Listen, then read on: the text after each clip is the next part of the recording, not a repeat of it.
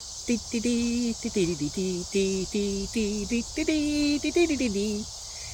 the dog walk update for the 27th of August 2025.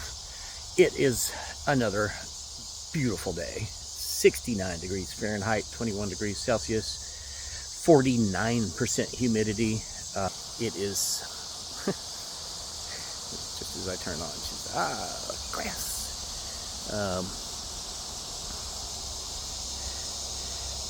Yeah, it's really nice. Just barely a breeze,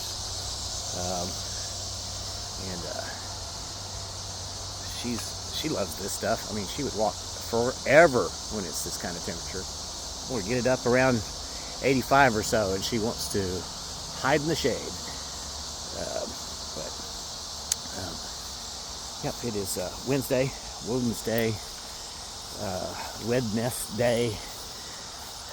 So it's hump day, I guess is the common thing. Has nothing to do with camels, unfortunately. So we're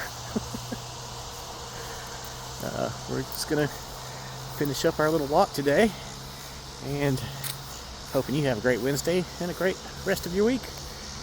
And we'll see you next time.